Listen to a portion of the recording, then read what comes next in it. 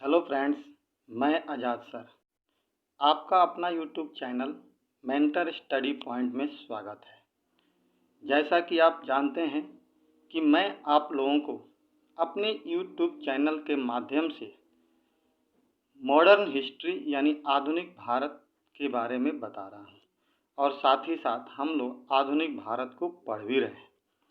जैसा कि आप जानते हैं कि मेंटर स्टडी पॉइंट के माध्यम से मैं आप लोगों को अभी तक आधुनिक भारत में 2 टॉपिक कंप्लीट करा चुका हूं और तीसरा टॉपिक हम लोग कल से शुरू किए हैं, जिसका नाम है नवीन राज्यों का उत्थान यानी उदय। और इसी के अंतर्गत हम लोग सबसे पहले बंगाल के बारे में पढ़ रहे हैं। जैसा कि दोस्तों पिछले वीडियो में हमने आपको बताया था कि हम बंगाल में इस चीज़ की चर्चा करेंगे कि कैसे बंगाल अंग्रेज़ों से स्वतंत्र हुआ और दूसरी तरफ कैसे अंग्रेज़ों ने बंगाल पर अपना आधिपत्य स्थापित करने में सफल हुए। तो हमने इसमें से पहला पॉइंट जो बंगाल कैसे मुगलों से स्वतंत्र हुआ, ये तो हम लोगों ने देख लिया। धीरे धीरे करते हुए उन्होंने पैसे दे दिए, पैसे देने के बाद अपने पद को अस्थायी कर लिया। इस प्रकार से मुगलों से बंगाल हमेशा के लिए स्वतंत्र हो गया। लेकिन अंग्रेज कैसे बंगाल पर आधिपत्य अपना स्थापित करेंगे, इसकी चर्चा हम लोग ने कल शुरू की थी और आज इसे हम लोग पूर्ण करेंगे। कल हमने देखा था कि कैसे औरंगजेब ने मुर्शिद कुली खां को पहले बंगाल का सूबेदार नियुक्त किया और उसके बाद मुर्शिद कुली खां ने 1717 ईस्वी में अपने आप को वहाँ पे स्वतंत्र कर दिया और स्वतंत्र करके बंगाल का नवाब बन गया और कुछ समय तक उसने शासन किया। उसके बाद शुजाउद्दीन गद्दी पर बैठा, शुजाउद्दीन के बाद सरफराज गद्दी पर बैठा और सरफराज के बाद अली वर्दी खां गद्दी पर बैठा। अली वर्दी खां जब 1756 ईस्वी में उसकी मृत्यु हो गई तो उसकी 3 बेटी थी और उसी 3 बेटियों में से सबसे छोटी बेटी का एक पुत्र था जिसका नाम था सिराजुद्दौला। सिराजुद्दौला गद्दी पर बैठ गया 1756 ईस्वी में। कल हम लोगों ने चर्चा की थी और वह अपनी राजधानी मुर्शिदाबाद में रहने लगा और वहाँ से कलकत्ता को नियंत्रित कर रहा था। इसी बीच कलकत्ता में कुछ अनहोनी घटनाएं घटती है और उसको दबाने के लिए सिराजुद्दौला वहाँ से कलकत्ता आता है और कलकत्ता की घेराबंदी करता है और घेराबंदी करने के बाद क्या करता है कि कलकत्ता पर अधिकार कर लेता है, जिससे वहाँ के कुछ व्यक्ति को पकड़कर एक काल कोठरी में बंद करता है और इस घटना को हम लोग ब्लैक होल की घटना से के नाम से जानते हैं। यहाँ तक हम लोगों ने कल चर्चा किया था। आगे दोस्तों हम लोग यहाँ से आज पढ़ने जा रहे हैं कि कैसे ब्लैक होल की जो घटना घटी और उसमें अंग्रेज अधिकारी मरे। तो इस घटना की न्यूज़ मद्रास पहुंची, यानी इस घटना का जो समाचार था, ये जो समाचार कहाँ पहुंचा? मद्रास पहुंचा। और मद्रास में उस समय रॉबर्ट क्लाइव था, वो कलकत्ता आता है और सिराजुद्दौला के खिलाफ एक षड्यंत्र रचता है और उस षड्यंत्र में सिराजुद्दौला को मारने का प्रयास करता है। इसी की पूरी कहानी को हम लोग पलासी के युद्ध की पृष्ठभूमि के नाम से जानते हैं। ठीक है दोस्तों, तो आज हम लोग यहाँ से शुरू करने की कोशिश कर रहे हैं। मैं हमेशा आपसे बोला हूँ कि इतिहास को एक दूसरे से जोड़ने का प्रयास कीजिएगा और कनेक्ट करने का प्रयास कीजिएगा। कह रहा है कि कलकत्ता की घटना, आपको पता है ब्लैक होल की घटना जो 56 में हुई थी, कलकत्ता की घटना का समाचार जब मद्रास पहुंचा तब वहां से क्लाइव और वाटसन के नेतृत्व में एक सेना की टुकड़ी कलकत्ता पहुंच गई। ठीक है, जैसे ये घटना पहुंचा कि सिराजुद्दौला ने कईयों को पकड़ करके मारा है और कई तरह के अत्याचार किया है, इस घटना को सुनकर क्लाइव और उसका मित्र वाटसन कहाँ पहुंच गए? कलकत्ता पहुंच गए। कहाँ से? मद्रास से। रॉबर्ट क्लाइव ने मानिक चंद्र को घूस देकर जनवरी 1757 ईस्वी में कलकत्ता पर अधिकार कर लिया। अब देखिए ये बात क्या कह रहा है कि सिराजुद्दौला तो अब यहाँ पे कलकत्ता में तो जीत कर लिया हासिल, लेकिन यहाँ तो रहता नहीं, वो चला गया कहाँ? मुर्शिदाबाद। जब वापस मुर्शिदाबाद चला गया तो कलकत्ता किसको दे दिया? मानिक चंद्र को दे दिया। मानिक चंद्र को दे करके वो चला गया।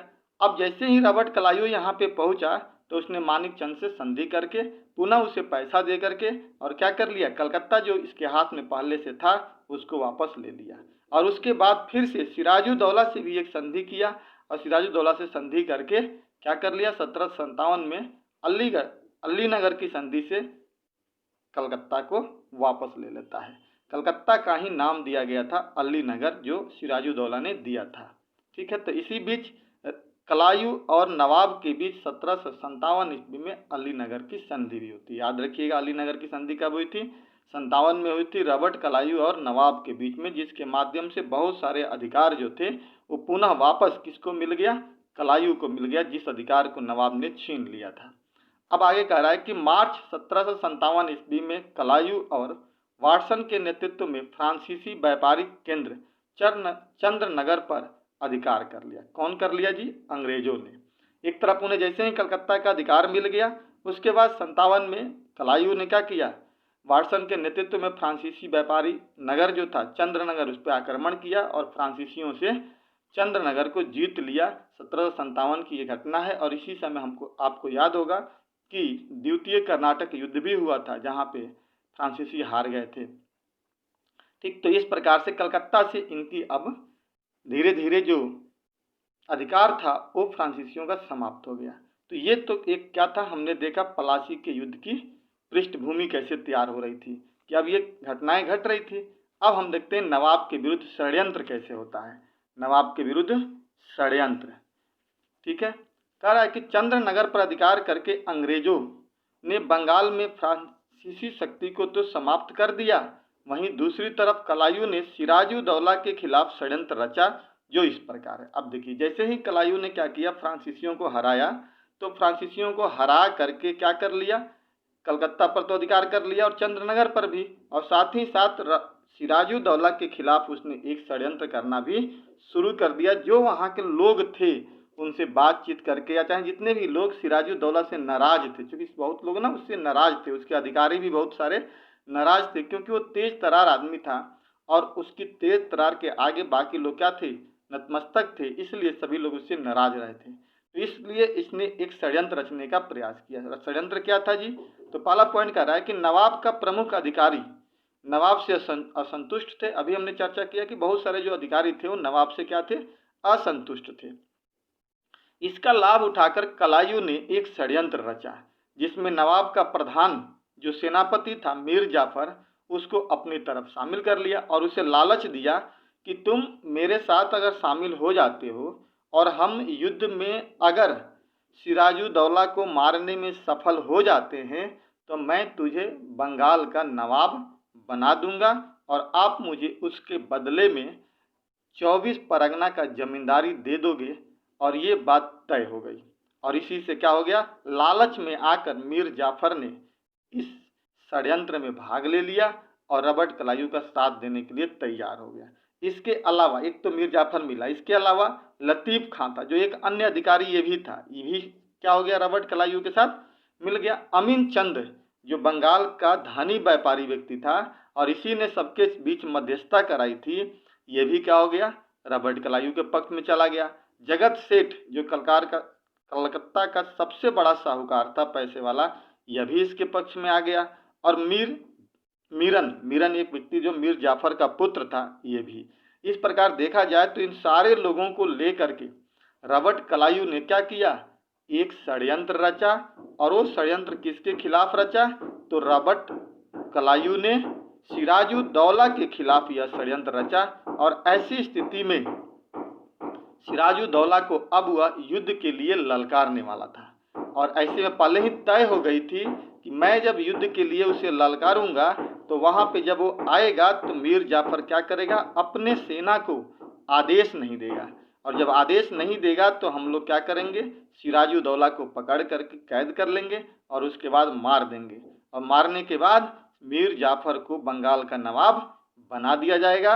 और आप जब बंगाल का नवाब वो बन जाएगा तो दस्तक का प्रयोग तो जारी रहेगा ही रहेगा, साथ ही साथ 24 परगने का जमींदारी भी मिल जाएगी अंग्रेजों को। ये बात प्री प्लानिंग कर लिया रॉबर्ट कलायू ने, बाकी अन्य जितने भी लोग थे उनसे कर लिया।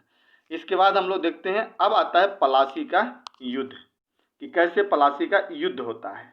यानी कहा जाता है ना कि 23 जून 1757 ईस्वी को प्लासी का युद्ध हुआ। तो ये तो एक घटनाक्रम था जो घट गया, लेकिन इसके पीछे की पृष्ठभूमि जो थी ये आप एक बार ध्यान से वीडियो को देखना बेटा, और देख करके इसको समझने का प्रयास करना। आपको निश्चित तौर पे प्लासी का युद्ध समझ में आ जाएगा और इसकी पृष्ठभूमि भी समझ में आ जाएगी और षड्यंत्र भी समझ में आएगा। कह रहा है कि 23 जून 1757 ईस्वी को मुर्शिदाबाद के दक्षिण में 22 मील की दूरी पर नादिया जिले में गंगा की सहायक नदी भागीरथी के किनारे अवस्थित पलासी नामक एक गांव के मैदान में अंग्रेजों तथा नवाब के बीच युद्ध हुआ, जिसमें नवाब की पराजय हो गई। क्लियर हो गया? यानी यह लड़ाई ललकारा गया किसके द्वारा? रॉबर्ट क्लाइव के द्वारा। मीर जाफर भी वहां पे शामिल था, लेकिन मीर जाफर ने सहयोग नहीं किया। ऐसी स्थिति में मुर्शिदाबाद से चल करके सिराजुद्दौला आया तो जरूर, लेकिन मीर जाफर की धोखा की वजह से वो क्या हो गया? युद्ध भूमि में ही मारा गया। और इस प्रकार से अगला नवाब अब कौन बन जाएगा? मीर जाफर। अब कह रहा है कि सिराजुद्दौला को गिरफ्तार कर लिया गया और मीर जाफर के पुत्र मीरन ने उसकी हत्या कर दी। क्लियर हो गया? पलासी के युद्ध के बाद अंग्रेजों का बंगाल पर अप्रत्यक्ष रूप से नियंत्रण स्थापित हुआ और मीर जाफर को बंगाल का नवाब बना दिया गया। यानी कहने का मतलब है बाबू कि जैसे ही पलासी का युद्ध जीत गए तो अब एक तरह से ना बंगाल पर अंग्रेजों का नियंत्रण हुआ, लेकिन वो डायरेक्ट नहीं हुआ, अप्रत्यक्ष हुआ, लेकिन हुआ। कहते हैं कि पलासी के युद्ध की लड़ाई ने ही अंग्रेजों को बंगाल में अपने पैर रखने का अधिकार दे दिए, जिसके माध्यम से अंग्रेजों ने बंगाल को आगे चल करके बक्सर के युद्ध में पूर्ण रूप से जीत लिया और जीत करके यहाँ पे शासन करना शुरू कर दिए। तो इस प्रकार से पलासी का युद्ध एक ऐसा युद्ध था जहाँ से मध्यकाल का अंत और आधुनिक काल की शुरुआत हो जाती है। दूसरी तरफ अंग्रेजों का भारत पर शासन करने की एक पकड़ बनाने के लिए जो बंगाल था वो एक महत्वपूर्ण मुद्दा बन करके मिल जाता है, जहाँ से वो लोग शासन करने की नीति अपनाने लगते हैं। तो इस प्रकार आप इसे पलासी के युद्ध को याद रखिएगा, 23 जून 1757 में हुआ था। अब कहता है कि पलासी के युद्ध का परिणाम क्या निकला। जो पलासी का जब युद्ध हुआ तो उसका परिणाम क्या निकला? पहली बात कि इस युद्ध में अंग्रेजों की जीत ने बंगाल में अंग्रेजी साम्राज्य की नींव रख दी। क्या कर दिया जी? अंग्रेजी साम्राज्य का नींव रख दिया। इसके पहले उस तरह से इनके नींव नहीं रखे गए थे जैसा होना चाहिए, लेकिन यहाँ की जीत ने क्या कर दिया? ये सिद्ध कर दिया कि आने वाले समय में अब बंगाल पर शासन कौन करेगा? तो अंग्रेज करेंगे। दूसरा परिणाम क्या निकला कि मध्यकाल का अंत हुआ और आधुनिक युग की शुरुआत हुई। यहीं पर किसका अंत हुआ जी? तो मध्यकाल का अंत हो गया और आधुनिक काल की शुरुआत होने लगी। कंपनी को 24 परगना की जमींदारी मिल गई। पहले ही मैंने बताया था ना कि ये पहले ही तय हुआ था कि अगर हम जीत जाएंगे तो किसको मिल जाएगा? तो 24 परगना की जमींदारी किसको दे दी जाएगी? तो कंपनी को दे दी जाएगी, जो उसे मिल गया। ये एक परिणाम निकला वहां पे। इसके अलावा कंपनी को बर्धमान और नदियां का भी क्षेत्र दे दिया गया, जहां की जमींदारी वो असूलने लगे। क्लाइव को बंगाल का गवर्नर बना दिया गया। तो अब इस तरह से एक सवाल बनता है कि बंगाल का पहला गवर्नर कौन था जी? तो रॉबर्ट क्लाइव बना। ये कुछ क्या हुए? पलासी के युद्ध के महत्वपूर्ण परिणाम निकले। जब पलासी का युद्ध कंप्लीट हो गया तो अब आपको पता ही है कि इसके बाद कौन यहाँ गद्दी पर बैठने वाला था? मीर जाफर गद्दी पर। क्रम याद रखिएगा आप लोग, मीर जाफर बैठने वाला था। एक छोटा सा चीज याद रखिएगा कि मीर जाफर को रॉबर्ट क्लाइव का गिद्दड़ कहा जाता है। मतलब वो इस तरह से एक तरह से क्या था? इसका चेला था बहुत बड़ा, तो इसलिए गिद्दड़ की उपमा दी गई। और कहा जाता है कि मीर जाफर ने अगर भारत के लोगों के साथ यहाँ धोखा नहीं दिया होता तो शायद अंग्रेज भारत में आगे बढ़ने में सफल नहीं होते। तो एक तरह से इसको गद्दार भी कहा जाता है कि ये पहला भारतीय गद्दार था जिन्होंने भारत के साथ धोखा किया, और इसी की धोखा से अंग्रेजों को बंगाल पे विजय मिली। और वही बंगाल विजय के माध्यम से अंग्रेज क्या करने लगे? धीरे धीरे भारत के अन्य राज्यों पर भी अपनी पकड़ मजबूत करने लगे और भारत को एक दिन पूर्ण रूप से जीतने में सफल हो गए। इस प्रकार दोस्तों आगे हम लोग बात करते हैं। अब करते हैं मीर जाफर। तो 1757 में पलासी के युद्ध के बाद अब गद्दी पे कौन बैठेगा? मीर जाफर बैठा, जो 1757 से लेकर के 1760 ईस्वी तक यह गद्दी पर बैठा। कहा जाता है कि पलासी के युद्ध के बाद अंग्रेजों के सहयोग से यह नवाब बना था। निश्चित तौर पे अंग्रेजों का ही सहयोग तो था। मीर जाफर जब तक अंग्रेजों की आकांक्षा को पूरा करने में समर्थ रहा, मतलब जब तक अंग्रेजों के हिसाब से ये चलता रहा, तब तक नवाब के पद पर ये बना रहा। लेकिन असमर्थता की स्थिति में उसे हटना पड़ गया। यानी जब तक यह अंग्रेजों की मांग को पूरा करता रहा तब तक तो अंग्रेज इसे अपने शासक के रूप में बैठा करके रखे, लेकिन जब इसने अंग्रेजों की बातों को नकारने की कोशिश की तो इस अंग्रेजों ने क्या किया, मीर जाफर को हटा करके किसी अन्य व्यक्ति को गद्दी पे बैठाने का प्रयास करने लगा। ठीक है दोस्तों, कहा था कि हालवेल की ओर से वेसिनटॉट ने 27 सितंबर 1760 ईस्वी में मीर कासिम के साथ एक समझौता कर लिया। कौन? वेसिनटॉट। हालवेल यहाँ से चला गया, वेसिनटॉट आ गया। सॉरी, रॉबर्ट क्लाइव जब चला गया तो वेसिनटॉट आया यहाँ पे, क्योंकि इसी बीच रॉबर्ट क्लाइव वापस चला जाता है, 60 में वापस चला जाता है, तो उसके जगह पे बंगाल का गवर्नर बन करके वेसिनटॉट आता है। और जब यह आता है तो 1760 में मीर कासिम के साथ एक समझौता कर लेता है और मीर जाफर को गद्दी छोड़ देने के लिए कहा जाता है कि तुम गद्दी छोड़ दो, क्योंकि बैठाया तो मैं नहीं था, इसलिए अब मैं आपको हटा रहा हूँ। उसके बाद मीर कासिम को बंगाल के अगले नवाब के रूप में अंग्रेजों द्वारा नियुक्त कर दिया गया। इसी घटना को भारत के इतिहास में बंगाल की 1760 की क्रांति के नाम से जाना जाता है। ठीक है दोस्तों, तो यहाँ पे कोई दिक्कत नहीं हुई। सीधा सीधी मतलब ये था कि 1757 में मीर जाफर गद्दी पे बैठा, जो 1760 तक रहा। बैठने के बाद उसने 2-3 कामें कर दी। पहला तो दस्तक के प्रयोग को जारी रखा, 24 परगना दे दिया अंग्रेजों को, और उसके बाद से यहाँ पे शासन करने लगा। लेकिन एक समय के बाद अंग्रेजों की इच्छा को पूरा करने में असमर्थ हो गया। उसके बाद अंग्रेजों ने इसको गद्दी से हटा दिया और गद्दी से हटा करके एक नए व्यक्ति को गद्दी पर बैठाया, जिसका नाम था मीर कासिम, जो कहा जाता है कि अलीवर्दी खां के बाद कोई योग्य शासक गद्दी पर बैठा था। तो ठीक इस प्रकार एक चीज याद रखिए, बंगाल की 1760 की ईस्वी की क्रांति को हम लोग इसी से जोड़ करके देखते हैं। 1760 की क्रांति क्या थी? तो 1760 की क्रांति का तात्पर्य था कि मीर जाफर को हटा करके मीर कासिम को गद्दी पर बैठाना। ठीक है, अब हम आगे बात करते हैं। मीर कासिम जब गद्दी पर बैठता है 1760 से लेकर के 63 तक रहता है। देखिए, कहा जाता है इसके बारे में कि अलीवर्दी खां के उपरांत बंगाल के नवाबों में मीर कासिम सबसे योग्य नवाब था। क्या था जी? सबसे योग्य था अलीवर्दी खां के बाद, क्योंकि उसके बाद से हालांकि सिराजुद्दौला बैठा था, योग्य तो था, लेकिन सिराजुद्दौला उतना लंबा समय तक टिक नहीं पाया। उसके वजह बाद मीर कासिम तो ऐसे ही व्यक्ति था, तो अब कौन बैठा? मीर कासिम बैठा। इसने अपनी राजधानी मुर्शिदाबाद से मुंगेर स्थानांतरित किया। याद कीजिए, ये पहला क्वेश्चन से जो बहुत ही इंपॉर्टेंट है यहाँ पे, कि पूछा जाता है कि मुर्शिदाबाद से राजधानी मुंगेर किसने लेकर गया था? तो मीर कासिम ले गया था। अब इसके पीछे वजह क्या था?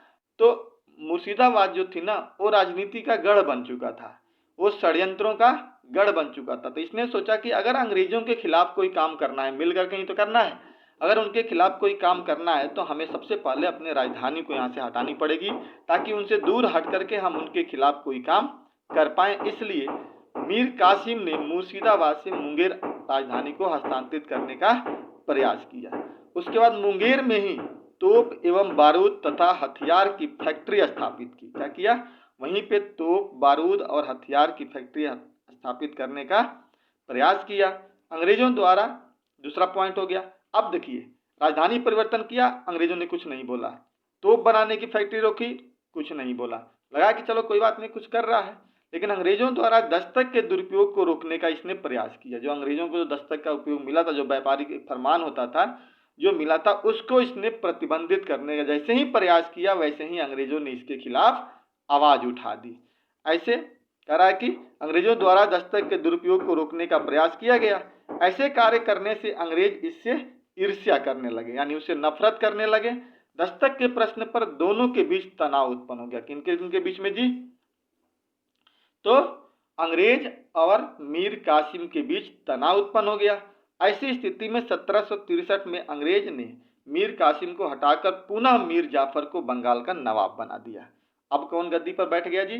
तो अब फिर से जो मीर जाफर जो 1760 में हट गया था, पुनः एक बार कौन गद्दी पर बैठ गया? 1763 में कौन बैठ गया जी? तो मीर जाफर गद्दी पर बैठ गया और मीर कासिम को यहाँ से हटा दिया गया। जब मीर कासिम को हटाया गया, हालांकि झगड़ा हुआ, उसमें लड़ाइयाँ भी हुई, और वहां से मीर कासिम भाग करके कहाँ चला गया? अवध चला गया। अब आगे की कहानी हम लोग कल के वीडियो में पढ़ेंगे। छोटा सा और टॉपिक बच गया, बक्सर युद्ध, उसको पढ़ेंगे, और उसके साथ साथ हम कुछ लोग प्रश्न और उत्तर का भी चर्चा हम लोग कर लेंगे। इस प्रकार कल के वीडियो में बंगाल हमारा कंप्लीट हो जाएगा। लेकिन थोड़ी सी मैं आपको कहानी यहाँ पे बता देता हूँ। यहाँ पर होता क्या है कि जैसे ही मीर कासिम से युद्ध होता है, मीर कासिम बंगाल छोड़ करके भाग जाता है कहाँ पे, और चला जाता है अवध में। इसीलिए मीर कासिम को भगौड़ा शासक भी कहते हैं। बंगाल का भगौड़ा किसे कहते हैं? मीर कासिम को कहते हैं। हालांकि ताकतवर था, तेज तर्रार था, अंग्रेजों से बदला लेना चाहता था, लेकिन किसी कारणवश मुसीबत में पड़ करके ये वहां से भाग करके अवध चला गया, जहाँ पे अवध का नवाब सुजाऊ दौला पहले से ही बैठा हुआ था।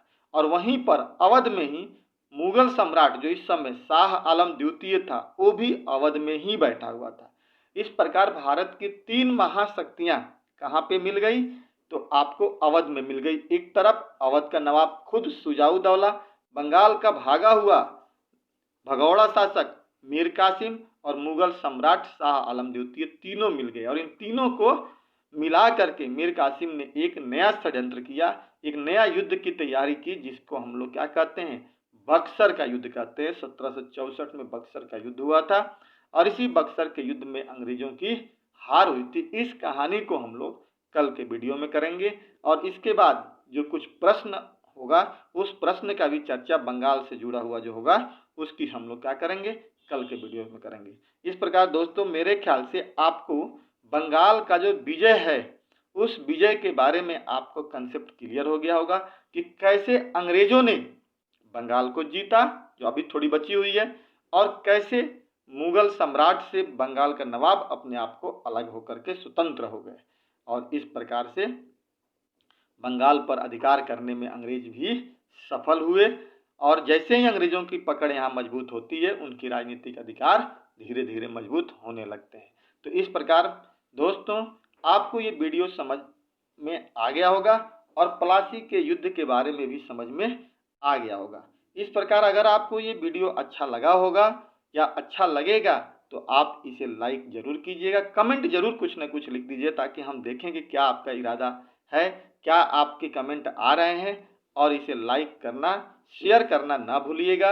और साथ ही साथ अगर आपने सब्सक्राइब नहीं किया होगा तो आप इसे सब्सक्राइब कर दीजिएगा, ताकि आपका पास अगला वीडियो जैसे ही अपलोड करें हम पहुंच जाएं और आपका ज्ञान आगे बढ़ता रहे। इस प्रकार मैं अपना यहीं पे वीडियो को एंड करता हूं।